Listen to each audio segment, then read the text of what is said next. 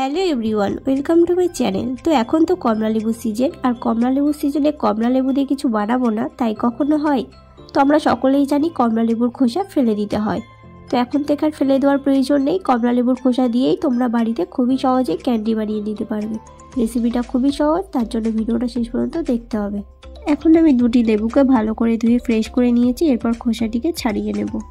তো আমার আগের কিছু রেসিপি ভিডিওতে তোমরা আমাকে অনেক ভালোবাসা দিয়েছো, তো তোমরা যদি চাও আমি তোমাদের নামগুলো অন্য কোনো ভিডিওতে শেয়ার করব। তো খোসাগুলি আমি ভালো করে ছাড়িয়ে ফ্রেশ করে নিয়েছি। এরপর একটি ছুরির সাহায্যে ছোট ছোট করে কমলা লেবুর খোসাটাকে কেটে নেব।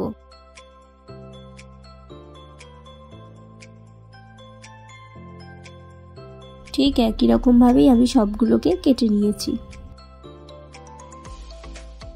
এরপর একটি পাত্রে কমলা লেবুটিকে ছাঁকনির সাহায্যে চামচ দিয়ে চেপে চেপে এরকমভাবে জুস বের করে নেব। তোমরা চাইলে মিক্সার গ্রাইন্ডারেও করতে পারো। এরপর কড়াইতে জল দিয়ে কমলা লেবুর খোসাটিকে দিয়ে 15 থেকে 20 মিনিট ভালো করে ফুটিয়ে নেব। 15 থেকে 20 মিনিট হয়ে গেলে জল থেকে তুলে একটি পাত্রে নামিয়ে নেবে এবং খোসার ভিতরে যে সাদা স্তরটি আছে এটি ছুরির সাহায্যে ভালো করে পরিষ্কার করে নেবে। এরপর কড়াইতে অল্প পরিমাণ জল এবং লেবুর রস এবং পরিমাণ মতো চিনি দিয়ে দেব। এরপর হাফ চা চামচ বিট লবণ দিয়ে ভালো করে সবগুলোকে মিশিয়ে নেব। এরপর কমলা লেবুর খোসাগুলি দিয়ে ভালো করে ফুটিয়ে নেব।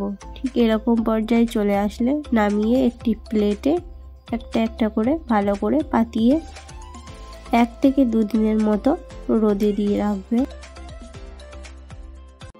রোদে শুকিয়ে নেওয়ার পর গুঁড়ো করে রাখা চিনি দিয়ে মিশিয়ে নিলেই হয়ে যাবে অরেঞ্জ ক্যান্ডি। রেসিপিটি যদি ভালো লাগে অবশ্যই একটু লাইক করে দিও, কমেন্ট করে জানিও এবং এভাবেই তোমরা বাড়িতে একবার ট্রাই করে দেখো। আর চ্যানেলটা কিন্তু সাবস্ক্রাইব করতে ভুলো না।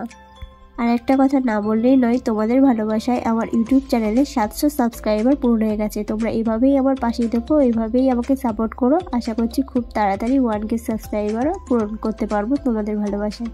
দেখা হচ্ছে এবার নেক্সট ভিডিওতে।